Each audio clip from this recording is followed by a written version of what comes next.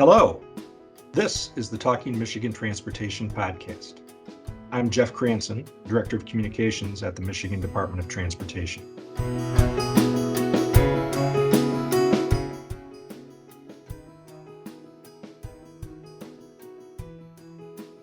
Coming off the successful return of a cool Michigan tradition, the Mackinac Bridge Walk on Labor Day, I thought it was a good time to revisit the condition of our state's other bridges and some creative proposals to fund replacement and repair of state and local structures. First, for some national perspective, I'll be talking with some experts at AASHTO, the American Association of State Highway and Transportation Officials. Patricia Bush is AASHTO's Program Manager for Bridges and Design, and Matt Hardy is AASHTO's Program Director for Planning and Performance Management.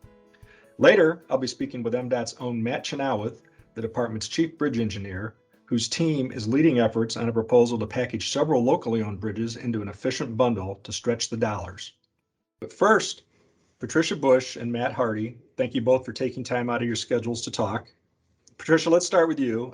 Could you talk first about the words you and your colleagues use when you talk about bridge conditions and why and how the rating system was changed? So currently the terminology used is good, fair, and poor. And those terms are based on a numeric system that's composed of the whole, inspection of all the components of the bridge, and numerical values are assigned based on the conditions, and that all comes together to one overall bridge condition. The previous terms for some of the same stuff was structurally deficient and functionally obsolete. Functionally obsolete is no longer anywhere in U.S. code, and I believe that the infrastructure bill that's working its way through Congress now will take care of the last instance of structurally deficient. And part of why we're getting away from those terms is that they caused a lot of confusion for everyone except for bridge engineers who are very familiar with what they mean. And it's just better that we minimize confusion as much as possible when we're talking about people's safety and the high dollar infrastructure that bridges are. Yes, I can tell you firsthand that those terms have created a lot of confusion among reporters especially. And so I think that this does bring clarity to it. So Matt, let's talk a little bit about performance management and the national bridge reporting measures that all states must use and how that relates to your work. Sure. So all the state DOTs have to put together a transportation asset management plan, which basically lays out how a state is going to be managing some of the more critical assets, the ones that represent, I would say, roughly 75 to 80% of the value of the transportation system. And that's the pavement of the roadways that you drive on or you bike on or you walk on, as well as the bridges that you drive over, bike over, and walk over as well. So all the states have to collect data on these assets and the bridge assets as well. And then they have to set targets. So the targets have to be sort of look into the future, and they have to sort of tell people, what do you think, what condition the bridges are going to be in given the resources that you have, right? So there's not an infinite supply of money out there. Each state is limited in some way. They have to make decisions about, do I put money towards operational improvements? Do I put money towards safety improvements? Do I put money towards improving the condition of my assets, right? And that's limited, and they have to make these difficult decisions and try to figure out, how do I allocate resources and try to optimize so that my pavements stay in a good condition, my bridges stay in a good condition, as well as the operations of the transportation system. Can people get from point A to point B in a safe and effective way? Well, I have to believe it's a good thing to be able to tell lawmakers at the state level and the federal level that, look, here's how we track these things, and here's how we track how much money is spent, how much money is needed. And when we keep saying that, we've underfunded transportation infrastructure for a long time, we've got the data to show it, right? Exactly. And that's what the National Performance Management Reporting or process is all about. It's about telling the public what the condition of the transportation assets are, how much money you might need to sort of maintain them in a certain condition. So if you want all of the bridges to be in good condition, you would need this much money. If you want to have a collection of, good condition and fair condition, you would need this much money. So it is a tool that the policymakers, the planners, the engineers have to sort of tell that story about what the condition of our assets are, and then what kind of resources do we need to keep the assets in a certain condition. So, Patricia, we know there's a lot of industry groups that have, their own agendas, obviously, and do all kinds of ratings and report cards every year. How would you summarize the condition of the nation's bridges? Well, AASHTO as an organization does not collect bridge data, and nor do we analyze the National Bridge Inventory data that the states report. So this would be just, my anecdotal opinion. I think that the condition overall of bridges are improving. There certainly are, high-profile cases where there are issues, and there's some states where things are better than others. But the state DOTs are working hard to improve the condition of the bridges, to keep things safe for the traveling public. And I do think they're seeing some success in that. It's just, slow and relatively minor successes, certainly not the, quick front page things that politicians and maybe the public are looking for. So could you talk a little bit about what goes into a decision to close a bridge? Well, there's several things. So there was a bridge recently closed in Memphis this past summer, and that was something the bridge inspectors found. So every bridge is inspected at least every 2 years, sometimes more frequently. And if the bridge inspectors find a situation that they feel is extremely dangerous, then these bridge inspectors called 911 and had the bridge closed as soon as possible because there was a cracked member. Other times, nothing is obvious when the inspectors look at it, but they do their inspection and they come back and do what are called load rating calculations. And if those calculations indicate that the bridge can't handle either high loads of traffic, such as trucks or buses, then they'll post load restrictions. And if the bridge is no longer able to handle just regular vehicular traffic, then they will close a bridge. Safety is the utmost priority for the bridge engineers and structural engineers in the DOTs. They take that responsibility very seriously. Yeah, absolutely. I know that's certainly the case in Michigan. Well, Matt, officials at MDOT long ago embraced an asset management approach to managing the system. I know some states are more aggressive about that than others, and certainly some local agencies are better about it than others. But that's another term that can lose a lot of general audience pretty quickly. Your eyes kind of glaze over when you hear asset management. Can you talk about what it really means and why it's important? Sure. I think at the core, asset management is about, first and foremost, taking care of the roads, the bridges, the transportation system that you currently have in the best condition possible. And you're going to try to, again, as I said earlier, sort of optimize based upon the resources you have. It's not glamorous. It's not like a new bridge opening or a new road opening or anything like that. It's kind of the routine, day-to-day bread and butter work that state DOTs, even local DOTs, have to do to ensure that the transportation system is in a state of good repair. And that's the core of it. And I think that's the core of what a state DOT does. It's not about adding new capacity. It's about maintaining the existing system to the safest and most efficient extent possible. And the other thing that I'll add is that, asset management and to see improvements, these are long-lived assets. Bridges last 50, 75 years. Roads last, 25, 50, 75 years before you have to go and completely rebuild them. And to see condition change, it takes a while. To kind of see those differences over time. So even though the National Performance Management Reporting, the requirement for asset management plans, that sort of thing, it's going to take 5, 6, 10 years to see those new policies get to work and kind of show improvements and changes over time. So a little bit of patience is required, I think, to sort of see the impacts that these policies and everything will have. It's also a little counterintuitive because people, kind of automatically think that worst first is the best approach. Correct. And that's asset management is not the same as worst first. There could be a very good reason why you want to maintain a certain bridge or a certain piece of roadway in a fair condition or maybe even a poor condition because it's not used all that often. It has a very low volume of traffic, that sort of thing. Where there are certain assets, certain bridges that might carry 25, 30, 50,000 vehicles a day. You want to ensure that they never go from good to fair or from fair to poor, because that would mean a very expensive repair or maintenance operation. So worst first, we don't want worst first. We want to manage the assets to the best condition possible, given the resources and lots of other constraints that an engineer or a transportation department might have. Is there anything you want to add to that for emphasis, Patricia? Nope, Matt's got it.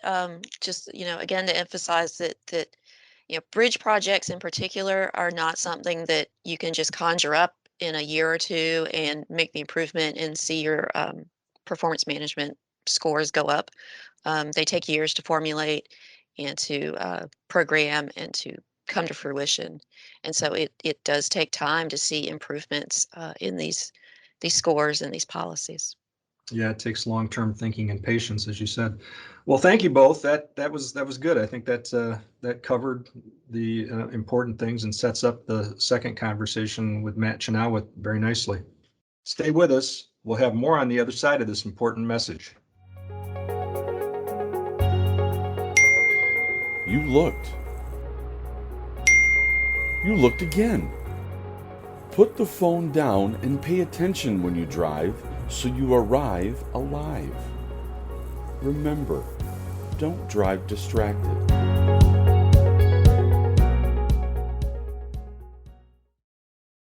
We are back with Matt Chenoweth, who is the Chief Bridge Engineer, Director of the Bureau of Bridges and Structures at MDOT, and a frequent guest on the podcast. Matt, thanks for taking time to do this. Thanks for having me again, Jeff. So first thing I wanted to do, coming off a conversation with a couple of folks at AASHTO who provided some national perspective on where bridges stand and bridge conditions and terminology and performance management and all those things. I want you to give an overview of where you think Michigan bridges are overall. Yeah, so about 20 years ago or so, the department made some decisions regarding strategic investments in bridge where we were falling behind. We're still behind, but we were in much worse shape. We were focusing on worst first. We did not have much of a preservation strategy or routine maintenance strategy. It was basically, once a bridge is poor or serious, you replace it, right? And so that got us into some condition issues. So about 20 years ago, we pivoted, we shifted into into what we call a mix of fixes, where we have a certain percent of our appropriation goes towards maintenance, certain goes towards rehabilitation, which is like, major deck replacements, major work, and then a certain percent goes towards full replacement of bridges, right? Fully replacing them, rebuilding them to modern standards, widening, whatever.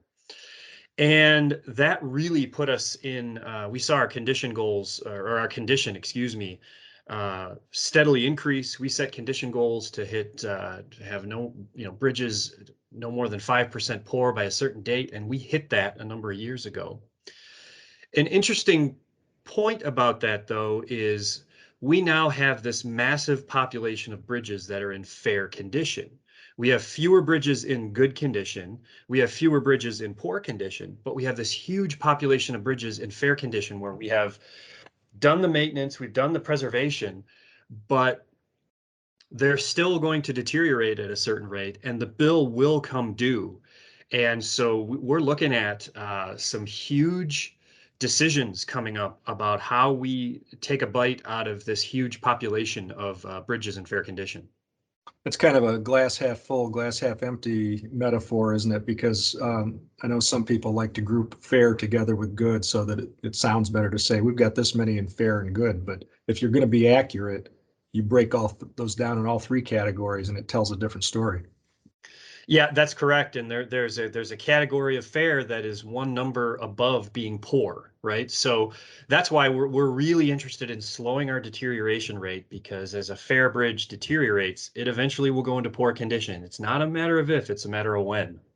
I talked with Matt Hardy earlier, who is the Director of Performance Management at AASHTO, and he talked a great deal about asset management and how important it is. And I think that complements or underscores what you said about when MDOT took that approach and got away from worst first, which seems a little counterintuitive because you think, well, of course you want to fix what's worst, but that's not the best approach to an entire system. Yeah, when you're dealing with a system that has bridges anywhere from 100 years old to 1 year old, it's not a one size fits all approach. You have to be doing maintenance on some population. You have to be doing rehabilitation, and some of them you have no choice. The service life is up and you have to replace them.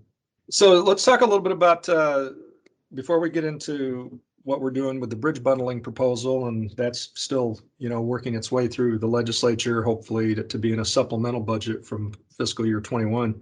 Some of the bigger projects, bridge projects that are going on on trunk lines in Michigan, M55 near Manistee, that one is pretty important to that community and turned into a major rebuilding of the entire structure, including new abutments. And then 196 over the Grand River in downtown Grand Rapids. Can you talk a little bit about how both those projects, how important they are? Yeah, so the M55 bridge there in Manistee, that initially started off as a rehab project. We were going to put a new bridge deck on, but when we got out there and actually started doing some detailed assessments, we found that the piers, through a process we call ASR, alkali silica reaction, which is a material, I wouldn't say it's a material defect, but it is a material issue that causes advanced degradation of the concrete. So we started doing a lot of tests on that, and found that we weren't going to get much more life out of the substructure. And so the decision was made to do a full replacement, full modernization. And that's a huge dollar amount, especially for North Region that doesn't have, the distribution of bridge funds to North Region couldn't cover that. They would have to save their funding for a number of years to replace a bridge like that. So we got creative in how we funded the replacement of that, using giving additional funding to North Region and then using some central office funding. But yeah, that's a really cool bridge replacement project. It's a very marshy area, so the geotechnical conditions are far from ideal, and we've got some very deep foundations going in there. So major project there. And then yeah, the I-196 there west of town in Grand Rapids, huge bridge. The bridge itself, the steel superstructure, in fine condition. We had one span that had a high load hit a number of years ago, so we were able to fix that with this project and then put a new deck on. And so yeah, it's this major project, and they're doing a real nice job replacing the deck on that right now. Talk a little bit about how you have to just be so vigilant about the inspections on these things, and what people might see and think, I don't know why they're working on that bridge. I drive over it every day and it seems fine. Sure. Yeah. I mean, the thing you got to keep in mind is a bridge is a structure, and a structure is carefully proportioned based on what structural capacity is needed for the bridge. So yeah, you may be driving across a bridge deck that seems like it's in pretty good shape, just like the road may seem like it's in good shape. But steel beams, they corrode. Concrete beams, they will, they'll spall and they will crack.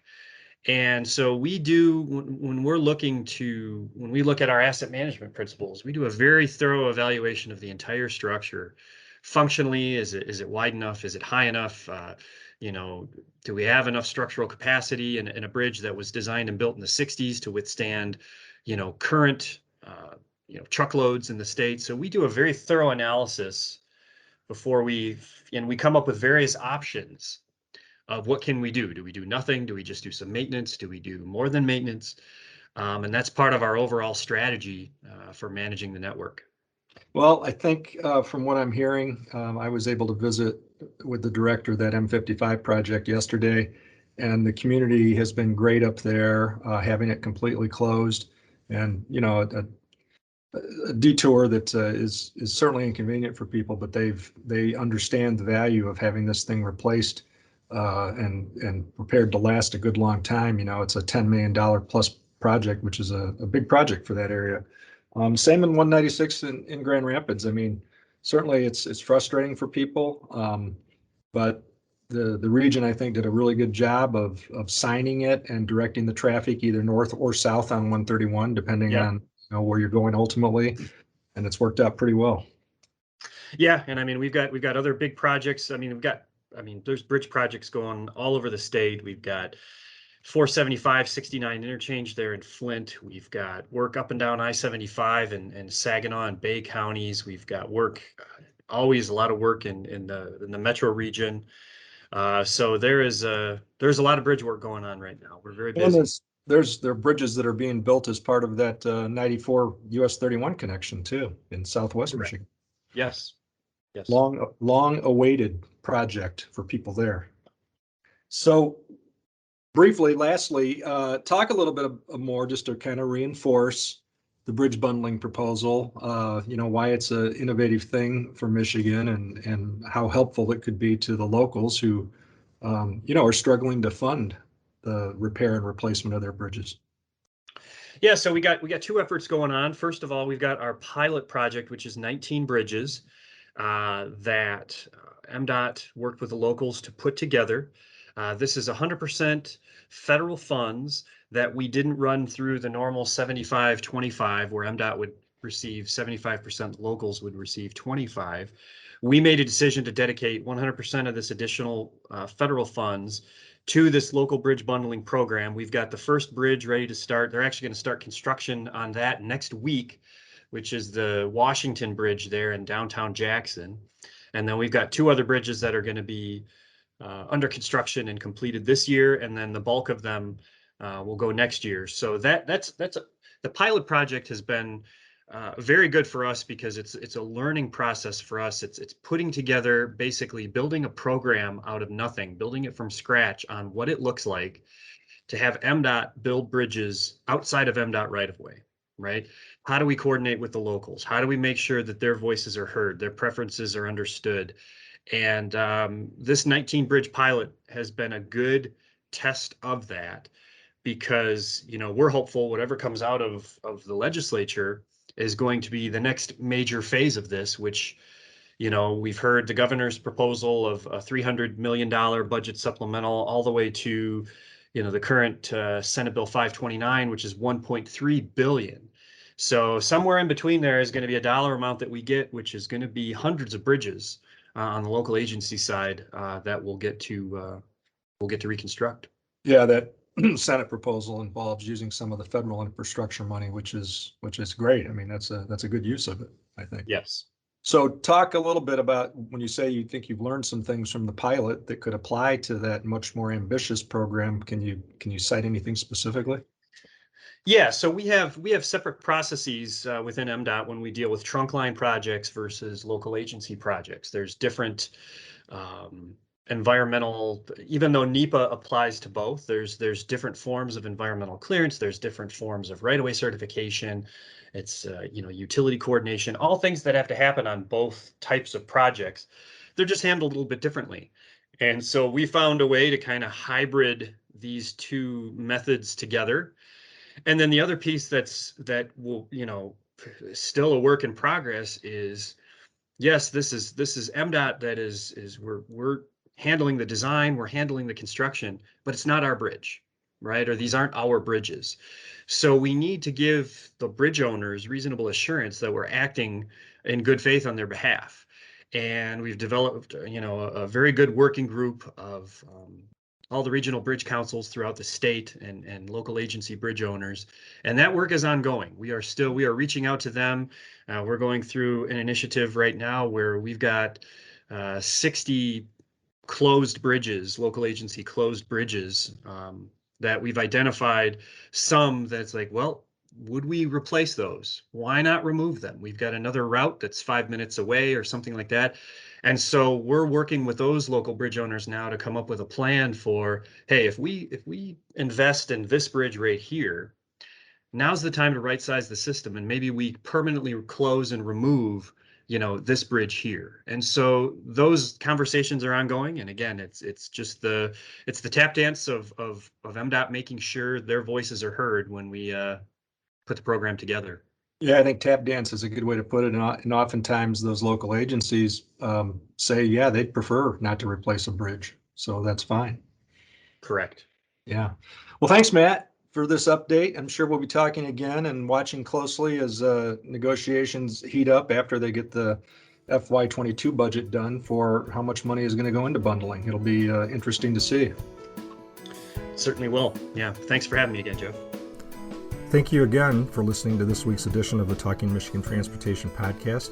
I would like to thank Randy Dubler and Corey Peedy for engineering this week's podcast. To subscribe to show notes and more, go to Apple Podcasts and search for Talking Michigan Transportation.